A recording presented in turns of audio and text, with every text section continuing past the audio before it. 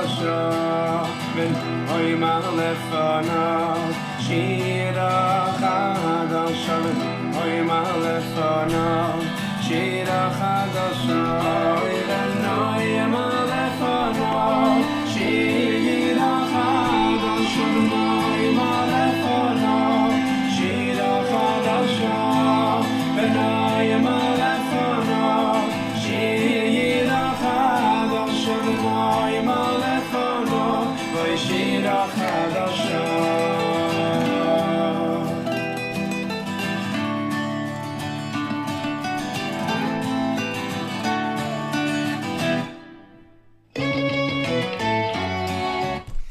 V'noimar, that's what that one's called, from Eitan Katz's second Unplugged album. How's everybody doing?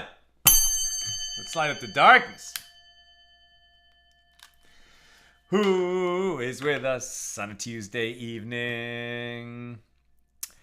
Carol in Cleveland, Nancy in North Carolina, James in Indianapolis, Ryan in Minneapolis, Gwen is listening to one of our podcasts, Paula in Chicago, Sharon in Las Vegas. Welcome to the Western U.S. Bella in Florida, Bill in Kansas City. Everybody's on the move and tuning in while you're traveling. Well done, everybody. Shkoyach. Christina in Texas, Lucy in Minnesota, Karen in Northern California, Stephen in New Hampshire, Elvis in Geneva, New York, Renee in Indiana, Shannon says shalom. Welcome, everybody. Today's daf, not particularly long, so we'll move efficiently through it, but somewhat controversial. We'll encounter some interesting teachings, shall we say, today. All right, we're doing a new Mishna. So we are in chapter 6. Today's daf is page 57 of Tractate Yevamos, the 14th volume of the Talmud. These are the laws of Yibum, levirate marriage. We're in chapter 6, and this is Mishnah number 2. A widow to a high priest. A widow to a high priest, right away we're triggered. We understand a high priest not permitted to marry a widow. A regular priest may marry a widow, but not a divorcee. So what is a widow to a priest? Prohibited. He cannot marry her. A widow to a high priest, a divorcee, or a chalutza, right? A woman who has gone through the chalitza procedure after she became widowed from a man who died without having children, and then she performed chalitza with her Yevama, her brother-in-law. So she's now permitted to every other Jewish man, but she may not marry a priest because a chalutza is like a divorcee, and a priest may not marry a divorcee. So a widow to a high priest, a divorcee or a chalutza to a common priest, even if they had only engaged in betrothal and had not yet had intercourse to consummate the marriage, these women may not partake of teruma. Since they are forbidden to the men who betrothed them, the betrothal itself disqualifies them from the privileges of the priesthood. And right away you're thinking, wait a minute. How can they eat teruma unless they marry the priest, right? If she's the daughter of an Israelite, she may not eat teruma until she marries a priest. If she's prohibited to marry the priest, so then why would she ever eat teruma? Why would she be, why would she be prohibited to eat teruma? She was prohibited anyway because she's not the daughter she's not the wife of a priest. And that is the clue. Perhaps she was the daughter of a priest. So as the daughter of a priest in her father's household, she could eat teruma, consecrated food that only priests and their families and households could eat. So if she was the daughter of a priest, she could eat teruma. If she was a divorcee, she would return to her father's house. She's not permitted to marry a priest anymore, but she could marry an Israelite. When she marries an Israelite, she's going to be prohibited to eat teruma because she's no longer in her father's house. If she becomes betrothed to a priest, she's a divorcee. She's not permitted to marry the priest. Even this act of betrothal, during which she would still be living in her father's house since she's only betrothed to that man, But that act of betrothal, because it violates the prohibition of a priest to marry a divorcee, actually disqualifies her from eating teruma even in her father's house. Rabbi Elazar and Rabbi Shimon declare them fit to partake of teruma, presumably because they've only been betrothed and have not consummated that marriage, which is the real prohibition. Since the prohibition is actually violated through the act of intercourse and not betrothal, the women are disqualified only once they have intercourse, per the opinion of Rabbi Elazar and Rabbi Shimon.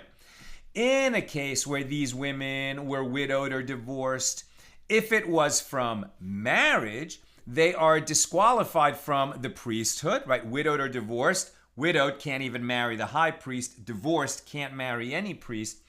So if they were widowed or divorced from marriage, they are disqualified from the priesthood and they may not take of teruma.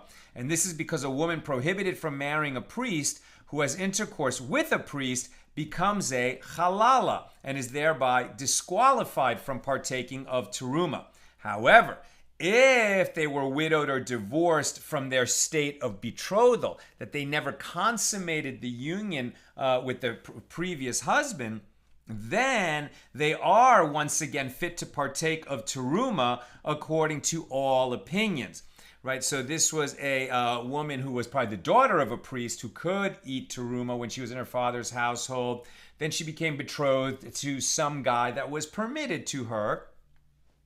And before they consummated that union, that man died, or they gave her a get, so they were divorced from the betrothal. Having never consummated the union, she becomes permitted to eat teruma once again in her father's household. That's Mishnah number 2. Now the Gemara. We're at the bottom of 56b, by the way. The Gemara. It was taught in a baraisa that Rabbi Meir said, this is an a fortiori inference, right? A kal v'chomer argument.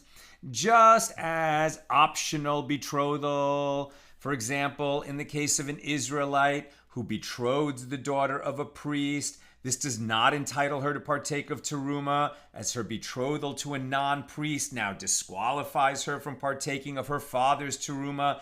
Is it not all the more so true in the case of betrothal that constitutes a transgression, as in the cases in the Mishnah? Right? If she was a divorcee who returned to her father's household and then betrothed to a priest, which is prohibited, all the more so she should not be able to eat teruma in her father's house.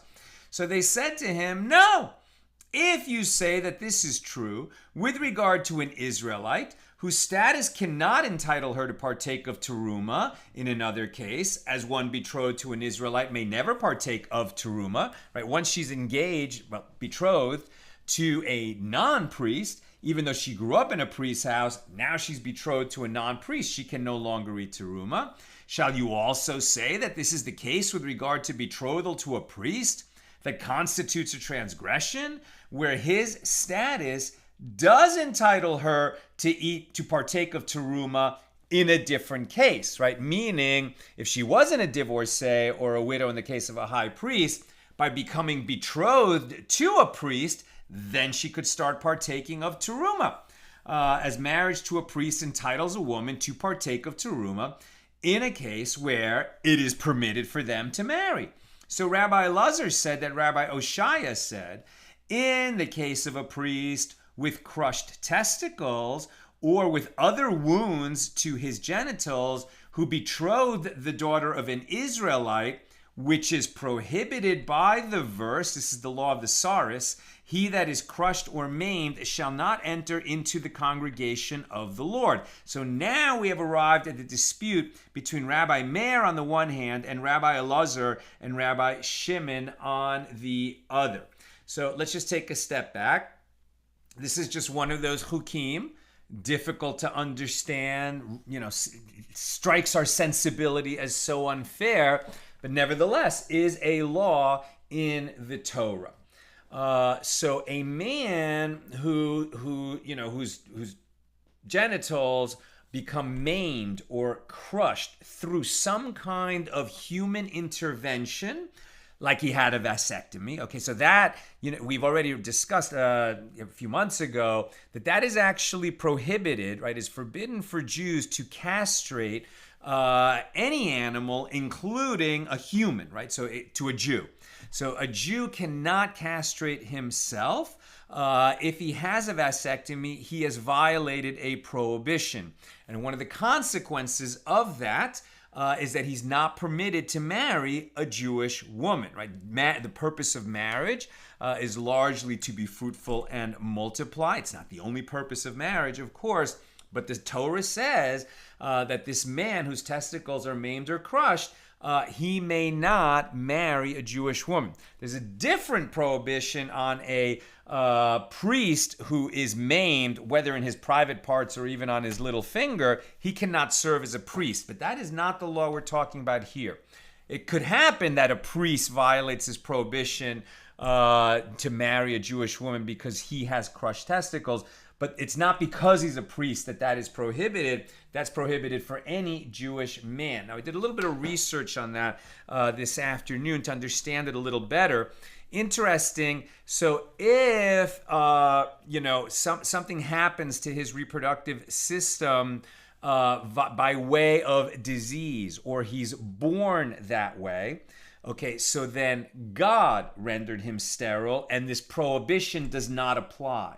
It's only through the agency of humans that if his private parts become maimed and he's no longer able to have children, that he is prohibited from marrying a Jewish woman. And interestingly, a woman who's born Jewish, he is permitted to marry a woman who converted to Judaism. It's an interesting distinction there because there's a verse in the Torah that says he shall not enter the congregation of the Lord to marry a woman, I think of Jewish, of the seed of Israel, right? I forget the exact wording, but that's the way that the law works out. And then the poskim, right, the poskening rabbis, the rabbis who give legal rulings, debated. So, for example, what about a man who gets cancer and is rendered sterile by that? No, he is allowed to marry a Jewish woman because, God brought that on him. What if part of the treatment is, that he's going to be rendered sterile, even though they're not exactly treating, something that came into his genitals, but like as a side, what do you call it? A side effect, whatever, of whatever treatment he was undergoing. One consequence was that he was rendered sterile, and most authorities will say, no, that doesn't count under this prohibition. That's like God caused his sterility, not humans. So it makes sense pretty much, and it doesn't offend the sensibility until you hear that this poor guy who was in a car accident, right? So you might think, okay, well, God ordained for him to have that accident. It wasn't his fault. Some drunk driver hit him, for example. God forbid this terrible story. But if, he lost the working parts for him to be able to reproduce in his testicles, or the tube from the testicles through the penis, or he was injured in a war or something like that, through no fault of his own. But this is considered the agency of humans as opposed to disease or being born sterile. So then there is a prohibition for that man to marry a woman who was born Jewish. If he was already married, they don't have to divorce, according to most opinions. But there you go. That's just one of those laws that is difficult to understand, but which underscores the tremendous emphasis that the Torah places on reproducing. That if it's possible for you to do so, you are obligated to be fruitful and multiply. On a man, right? Remember that the obligation to be fruitful and multiply is a commandment that obligates Jewish men, not Jewish women. Since a woman always undergoes some danger in childbirth, she is not obligated to be fruitful and multiply. It's men who are obligated. According to Beis Hillel, the obligation means you have to have at least a son and a daughter. According to Beis Shammai, 2 sons. All right, so now we understand this law a little more. Let's continue. So what did they say, right? So there's a dispute between Rabbi Meir and Rabbi on the one hand, and Rabbi Elazar and Rabbi Shimon on the other. So according to Rabbi Meir, who said that a woman who is reserved for intercourse that is invalid, in other words, prohibited by Torah law, like she's a divorcee who's not permitted to marry a priest, so she may not partake of teruma.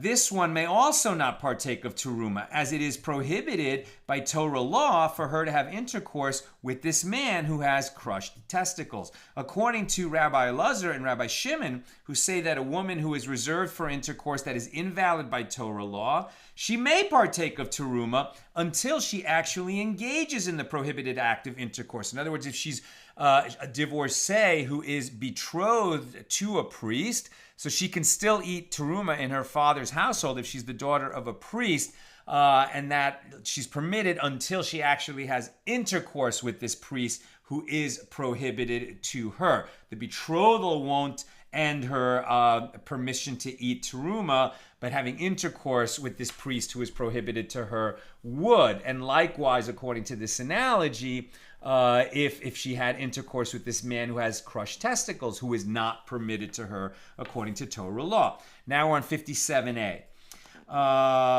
So this one may also partake of teruma until that time, right? That until she could betroth this man with crushed testicles, but until she has intercourse with him, she would be permitted to eat teruma in her father's house. Now the Gemara refutes this argument. From where do we know that this is correct? Perhaps Rabbi Elazar and Rabbi Shimon stated their opinion there only with regard to a priest whose status can entitle her to partake of teruma in another case. But here, in the case of the priest with crushed testicles, his status, even though he's a priest, he can never entitle her to eat teruma because he himself is disqualified, right? Here in the case of a priest with crushed testicles, whose status cannot entitle her to partake of teruma in another case, as it is forbidden for him to marry a woman who was born Jewish. No, they did not state their opinion. Oh, I'm sorry. He can eat teruma, but he can't, because of his crushed testicles, he can't marry a Jewish woman. So his status prevents him from enabling her to partake of teruma. Now, if you say that here too, his status can at least entitle his wife to partake of teruma if he marries the daughter of converts, because he is permitted, even with crushed testicles, to marry the daughter of converts. So wasn't it already raised as a dilemma by Rabbi Yochanan before Rabbi Oshaya, whether the daughter of converts who married a priest with crushed testicles may partake of teruma? And Rabbi Oshaya was unable to resolve Rabbi Yochanan's question. Therefore, there is a difference between a priest with crushed testicles and other priests who betroth women who are disqualified by their intercourse, right? They become disqualified when they have intercourse with this priest who is prohibited to them because they are a divorcee or because he has crushed testicles. And the prohibition for the daughter of a priest to continue eating teruma comes not when they betroth such a man, but when they have intercourse with such a man.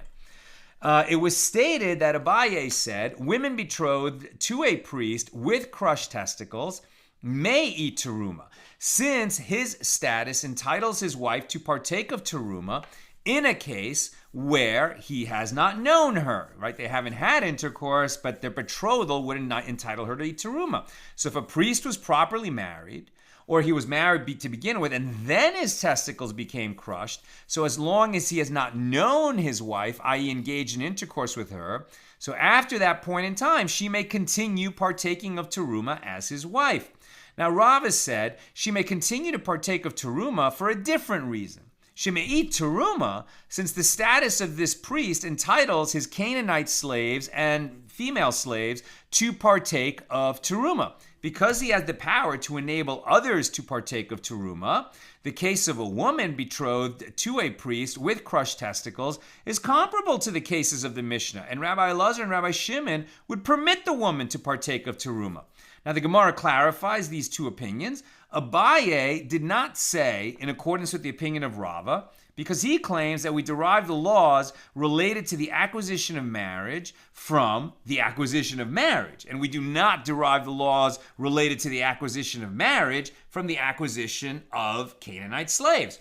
And Rava did not state his opinion in accordance with the opinion of Abaye, as he maintains that it is different there, as she has already partaken of teruma before her husband's testicles were crushed, and therefore she may continue to partake of it. By the way, I also read this afternoon, doing a little bit of research on this, that one reason that the Torah, that God may have seen fit to include this law in the Torah, that there's consequences for a man having crushed testicles, is that in the ancient world, it was actually a fairly widespread practice to become a eunuch, right? To actually be castrated. Why?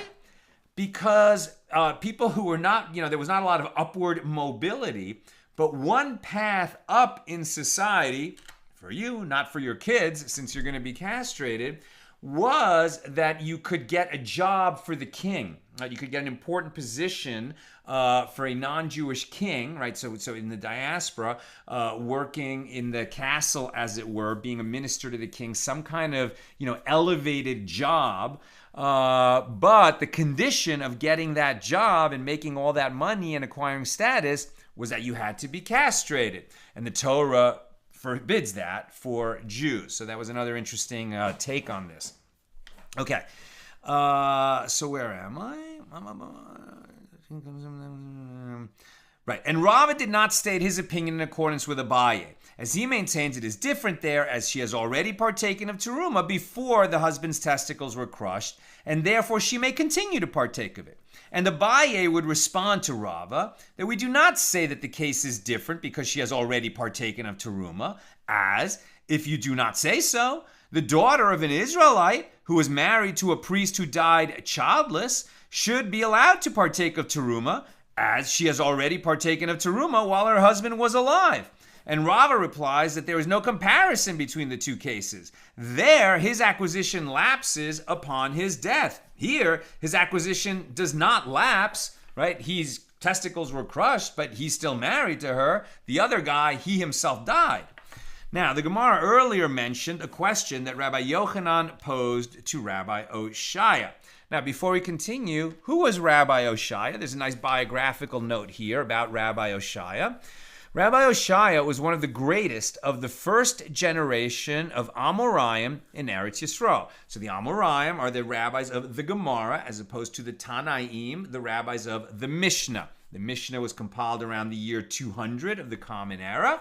So the next generation of rabbis are known as the Amoraim, the rabbis of the Gemara. There's a Jewish community in the land of Israel. There were many Jewish communities, but the primary Jewish communities, one was in the land of Israel under Roman occupation, the other one in Babylonia, inside the Persian Empire. So Rabbi Oshaya was a first-generation Amora in the land of Israel. Due to his prominence and influence, he was known as Rabbi Oshaya the Great, and was also given the honorific title Father of the Mishnah. Now, his family came from the south, where he was apparently born and raised. At some point, he moved to the Galilee, and he settled in Sippori and Caesarea. And the verse, a threefold cord is not quickly broken, from Kohelet, Ecclesiastes 4:12. It was used to describe him, as his father, Rabbi Chama, and his grandfather, Rabbi Bissa, were also renowned sages. So 3 generations of prominent sages. And Rabbi Oshaya was originally a disciple of Bar Kapara, and later, probably after his move to the Galilee, he became a disciple of Rabbi Chiya.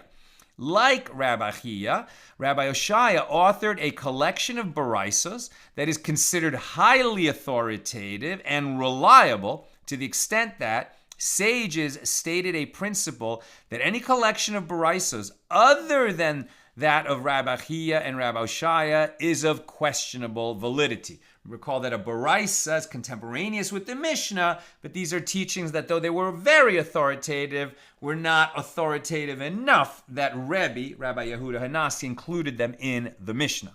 So it seems that as a young man, Rabbi Oshaya was a member of the rabbinical court of Rabbi Yehuda Hanasi. However, his most active years came during the time of Rebbe's students, and especially during the time of Rebbe's grandson, Rabbi Yehuda Nesia.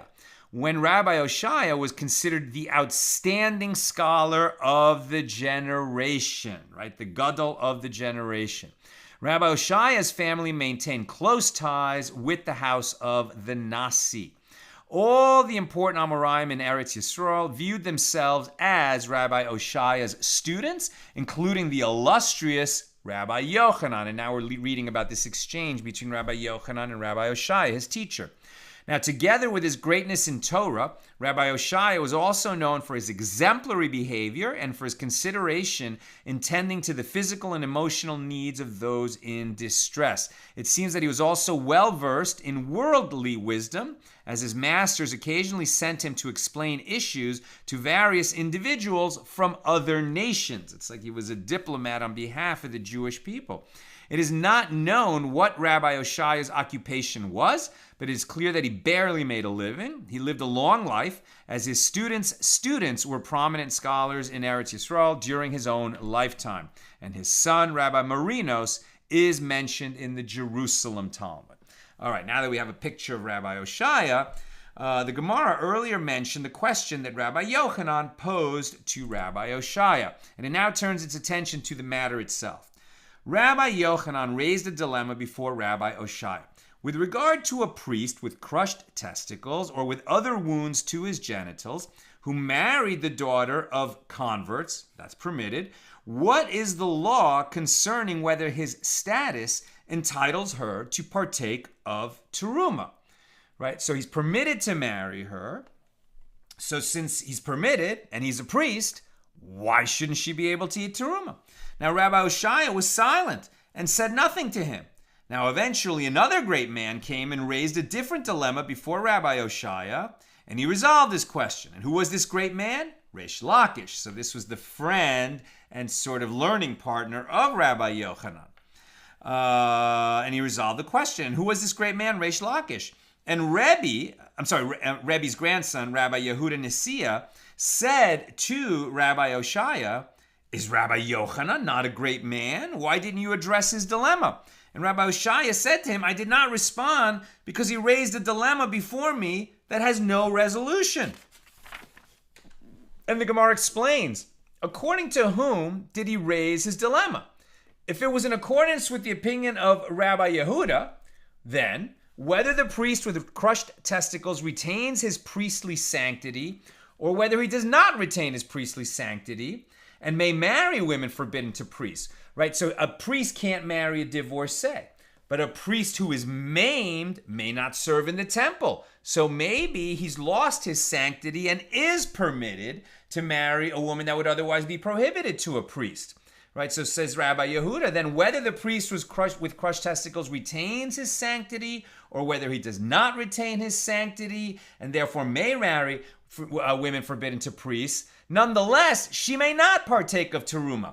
And the reasoning is like this. If he retains his sanctity, she may not partake of teruma. As the master said, the status of the daughter of a male convert is like that of a daughter of a male halal. A halal is somebody who is disqualified from marrying a priest. They are both prohibited from marrying a priest, right? A Jew with crushed testicles can marry the daughter of converts, though he can't marry a woman who was born Jewish. But it seems that a priest can't marry the daughter of converts simply because elsewhere it says that a priest should marry a daughter of Israel born of Israel, right? So they are both prohibited from marrying a priest, and therefore, even if they marry a priest, it is prohibited for them to eat teruma. Since it's prohibited for them to marry the priest, marrying the priest is not going to enable her to eat consecrated food. Now, even if he does not retain his priestly sanctity, still she may not eat the teruma. As we say that according to Rabbi Yehuda, the congregation of converts is called the congregation of the Lord. Therefore, when the Torah renders it prohibited for a man with crushed testicles to marry into the congregation of the Lord, it renders it prohibited for him to marry converts as well. That is not the law.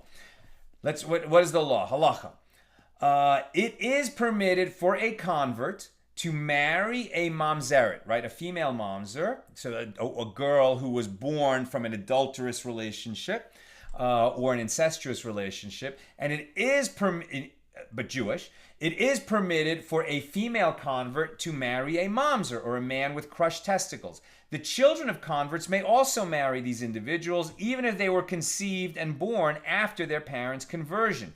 Now, this is true even after the passage of several generations, as long as they are still known as converts and the children of converts, and neither of their parents is a natural-born Jew. So the law is in accordance with the opinion of Rabbi Yosef. Right? Now, a woman who is the daughter of converts and the priesthood. A woman who is the daughter of two converts may not marry a priest. If she nevertheless married a priest, they are not forced to divorce. If she was conceived after her parents converted. This is based upon the conclusion of the Gemara in Tractate Kiddushin, so we'll return to this law then, that after the fact, the law is in accordance with the opinion of Rabbi Yosef. If one of her parents was a natural-born Jew, she may marry a priest even ab initio, as stated by Rabbi Eliezer ben Yaakov. So we'll revisit that ruling later. So now Rabbi Yehuda explaining, and if he raised his dilemma, Rabbi Oshaya explaining that this question of Rabbi Yochanan has no answer, because if it's according to the law the way it's interpreted by Rabbi Yehuda, she can't eat the teruma. Now he's going to do it according to the opinion of Rabbi Yosef. And if Rabbi Yochanan had raised his dilemma in accordance with the opinion of Rabbi Yosef, then whether this priest who has his crushed testicles, whether he retains his priestly sanctity or whether he does not retain his priestly sanctity, she may partake of teruma. If he retains his sanctity, she may partake, as Rabbi Yossi said, even if a convert married a convert, his daughter is fit for marrying into the priesthood. And if he does not retain his sanctity, then she still may partake. As Rabbi Yosef said, the congregation of converts is not called the congregation of the Lord, and therefore even those forbidden from entering the congregation may marry converts. Consequently, it is certainly permitted for the priest with crushed testicles to marry the daughter of converts, and then she can eat teruma on his account. So it seems that Rabbi Oshaya didn't want to answer Rabbi Yochanan because the answer would depend on whether he's asking from the perspective of Rabbi Yehuda or Rabbi Yosef. Rather, Rabbi Yochanan raised his dilemma in accordance with the opinion of this Tana, a different one, not Rabbi Yehuda or Rabbi Yosef, but rather the Tana of a Mishna from Mishna Bikurim, where it says that Rabbi Eliezer ben Yaakov says, a woman who is the daughter of converts may not marry into the priesthood unless her mother was Jewish from birth. And his dilemma was as follows. Is the reason she may marry a priest, if her mother was Jewish from birth, that fitness to marry a priest has been added to her, but she is not considered a member of the congregation of the Lord and may therefore marry a man with crushed testicles? If so, since she may marry a priest, she may partake of teruma once she does so. Or perhaps sanctity has been added to her and she is considered a member of the congregation of the Lord. Consequently, she may not marry a man with crushed testicles, and if she does, she may not partake of teruma even if he is a priest. So the Gemara suggests an answer to this dilemma. Coming here, when Rabbi Acha Bar Chinana came from the south, he came and brought this baraisa in hand. From where is it derived that a priest with crushed testicles or with other wounds to his genitals who married the daughter of converts entitles her to partake of teruma? As it is stated, but if a priest buys any soul, meaning if he bought a slave, the purchase of his money, he may eat of it, right? One who joins the household of a priest as a slave may eat teruma. One who is an employee there may not. So in this context, a wife is also considered like a monetary acquisition, as we talk about. You use the word acquire in the sense of getting married, and therefore she may partake of his teruma. Now the Gemara analyzes this source. According to whom is this baraisa stated? If we say it is in accordance with the opinion of Rabbi Yehuda, didn't he say that whether the priest retains his sanctity or whether he does not retain his sanctity, she may not partake of teruma? And if it is in accordance with the opinion of Rabbi Yosef, why do I need a special verse to teach this law? Didn't he say that whether the priest retains his sanctity or whether he does not retain his sanctity, she may partake of teruma? Rather, is it not in accordance with the opinion of Rabbi Eliezer ben Yaakov? And you can learn from this baraisa that fitness was added to her, and therefore she may partake of teruma. And the Gemara concludes, indeed, learn that this is so.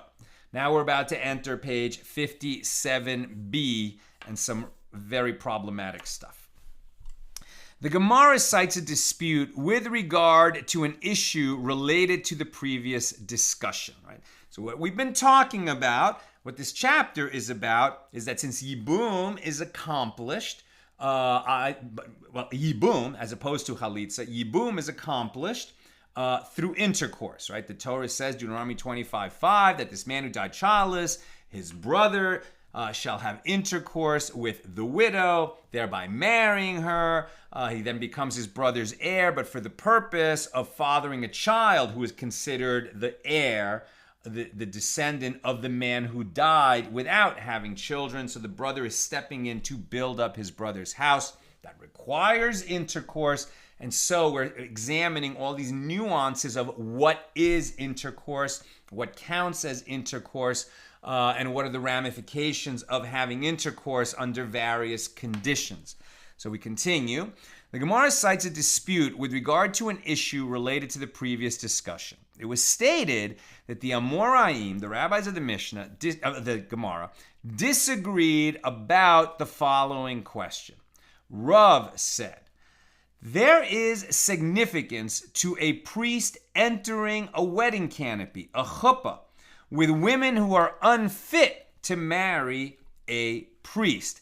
Now we've talked about two stages of marriage, right? That there would be betrothal, which could be accomplished by giving the woman an item of value, or a marriage contract, a marriage document, a promise that he will marry, it can also be accomplished by having intercourse, although the sages said very strongly that though the Torah allows this, the rabbis forbid it because that's licentious behavior, that you should always have a proper betrothal and then later consummate the marriage. One could achieve betrothal through intercourse, but it's considered licentious and wrong. So those are the two steps, right? Betrothal and the consummation. But now they're introducing the idea of the chuppah, what we think of as a marriage, right? That the bride and groom all dressed up, him in a tuxedo and she in a wedding dress, and they stand under the wedding canopy. But the word chuppah in ancient times sometimes had a different meaning than being under a talis, being under a prayer shawl to perform a wedding ceremony. Chuppah could also mean sort of like a private room where they went into this room to perform intercourse and consummate the union. Even today at Jewish weddings, part of the order of the day is that the bride and groom, after they exchange their vows, under the chuppah, they will go and have some private time. Usually they just eat a little while they're there, but ostensibly they could even consummate their union now that they are married, and it is fully permitted for them to do that, encouraged even. Okay, so now they're making this distinction of what if they're past betrothal, haven't actually had intercourse, but are in a situation to have intercourse. So there is significance to a priest entering a wedding canopy with women who are unfit to marry a priest, right? So like a divorcee, unfit to marry a priest. They shouldn't have got betrothed. Maybe they did. They're not. If they have intercourse together, now she's disqualified from ever marrying a priest. Well, she was disqualified anyway as a divorcee. But if there was some other reason, there's a consequence, right? Because they're not permitted to each other, even if they put themselves in this situation where they might have intercourse. So if a priest's daughter, who is unfit to marry a priest, right now, she only became betrothed to the priest. She's a priest's daughter, so she's eating teruma now. Then she married some other guy, and then they divorced. So she returns to her father's house, or maybe let's say she was widowed. Let's say she was widowed. She was a priest's daughter. She went and married some guy, and he died. So now she returns to her father's house. She's a widow. She is permitted to an ordinary priest. Okay? I'm sorry. I think, well, wait, what is it? I'm sorry. So if she's like this, if she's divorced, let's say she was a priest's daughter, she left her father's house to marry some guy. They divorced. She returns to her father's house and she is permitted to eat teruma in her father's house. She's only prohibited to marry a priest now that she is a divorcee. If she betroths a priest, can she eat teruma? Not while she's betrothed to that priest. But if they break off the betrothal, she can return to her father's house and continue eating teruma. But if once she becomes a divorcee, she marries a priest, which they're prohibited to do, and they consummate that union, now she's forever disqualified from eating teruma again. Right? That's where we're headed. So if a priest's daughter who is unfit to marry a priest, because she's a divorcee, let's say, if she enters the wedding canopy with a priest, she becomes disqualified from partaking of teruma even in her father's household. And this is the case even if the priest did not betroth her and they did not engage in sexual intercourse, but they were under the canopy together, which in ancient times might have meant that they were secluded, where they, it might have been assumed that they were having intercourse, even if they didn't, because they were in that intimate situation. It's enough to disqualify her from eating teruma. And Shmuel said, there is no significance to a priest entering the wedding canopy with women who are unfit to marry a priest. It's only when they actually have sexual intercourse that it disqualifies her from eating teruma in her father's house.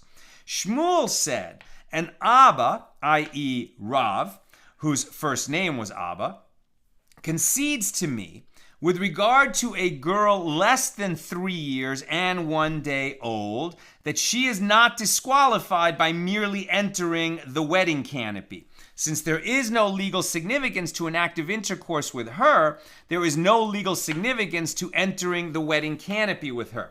Right? So they're saying, they're making distinctions between betrothal, intercourse, and this in-between thing of entering the wedding canopy, which some opinions say is like you had intercourse and other opinions say is not like you had intercourse.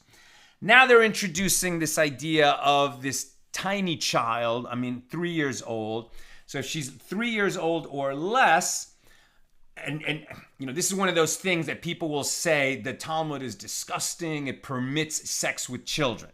No, it does not. Okay, and they will point to a ruling like this and say that having sex with a child who's less than 3 years old has no legal significance.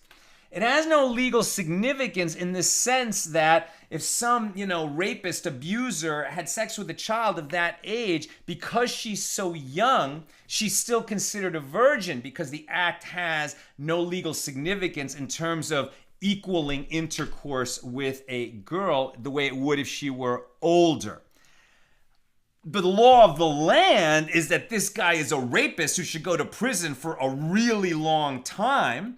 And every movement, not just Reform and Conservative, but even Agudas Yisrael, right, it's official policy paper, says that, if there's evidence that a man abused a child, that man is turned over to the authorities. He should be prosecuted and go to prison. There's no permission here. There's no legal significance. It's just on this very limited issue that it's not going to render that poor child a non-virgin because she was raped at that age. That we understand it means no legal significance.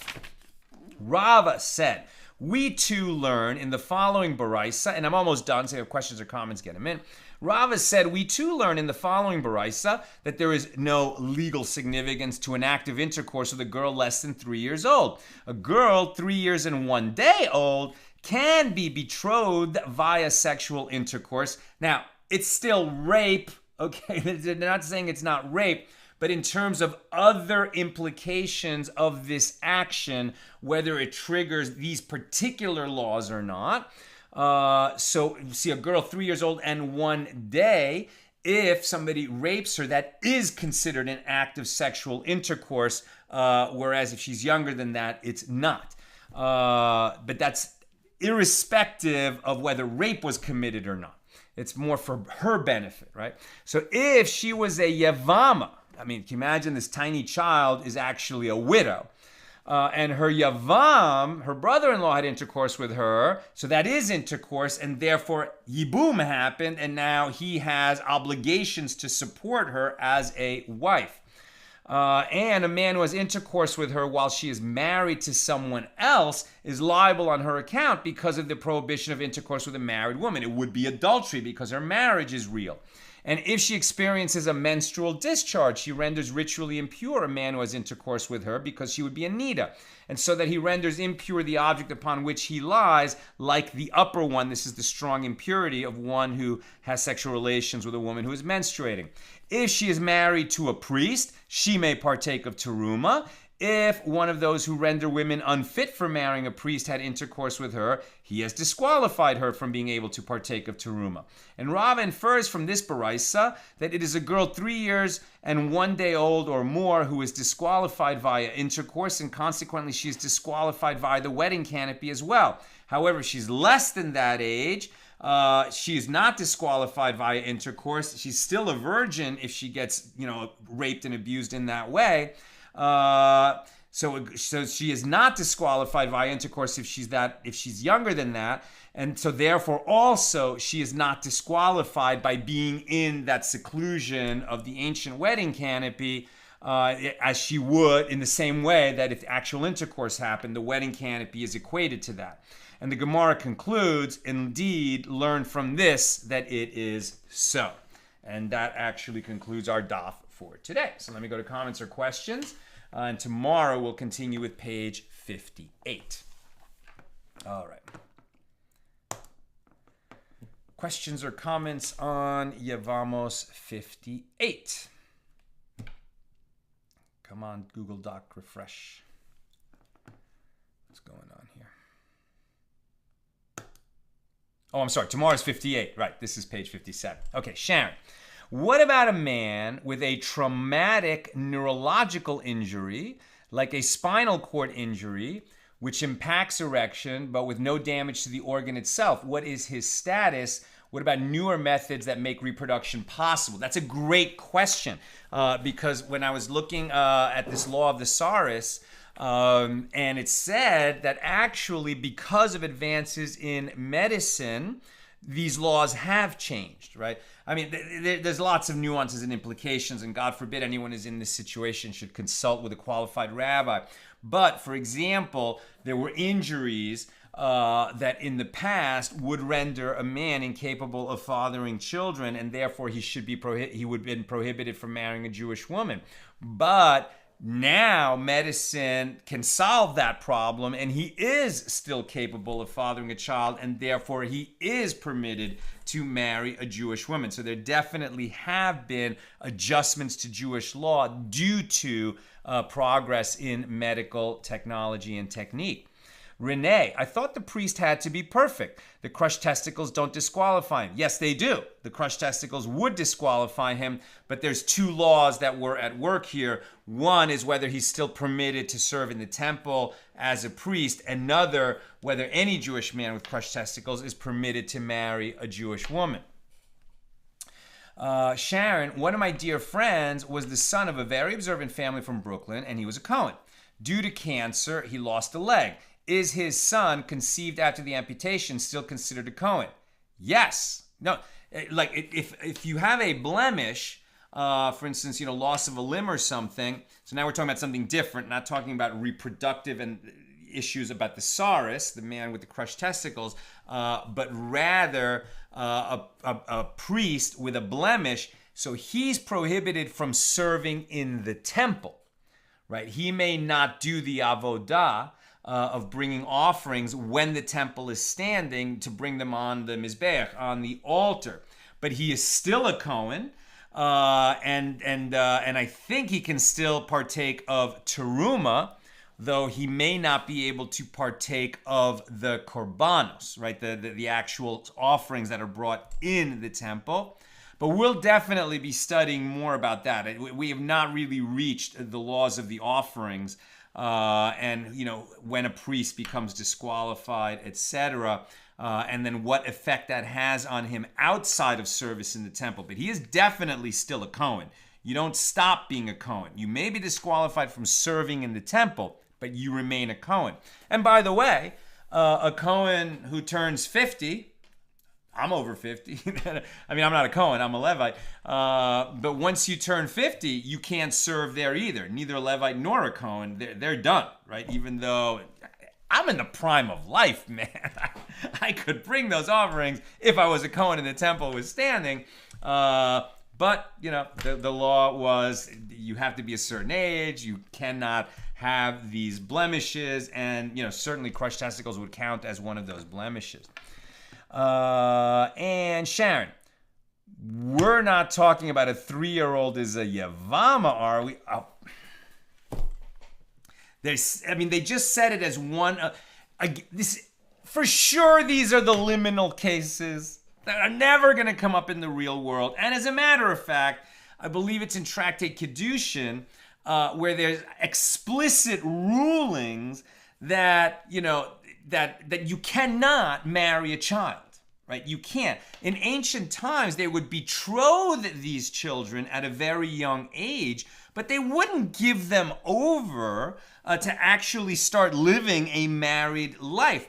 They would have those betrothals to have a union of families. There was also the idea that life was, difficult, and a lot of people died young. Certainly some people lived to a nice old age, but the average life expectancy, because so many people died young, and if you got sick, they didn't even have penicillin. I mean, so many people died of various things that by betrothing your child to another family, the child still lives in your house until she reaches an age where she could actually start living as a wife. But God forbid something happened to you and your husband, that child would be automatically cared for in the home of the family of the boy to whom she was betrothed, right? So it was another way of sort of looking out for people.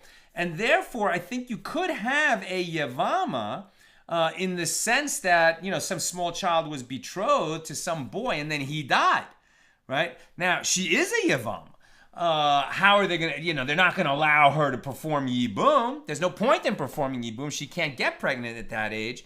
They might just wait until her Yevama, who might also be a child, is of age till later, or she's possible. They might just leave her in the levered bond stage, or maybe they'll perform Chalitza. I don't know how they dealt with this thing, but so many of these cases are hypothetical and intended to be hypothetical. They're just working out what the law would be, not creating some kind of a permission for obscene practices.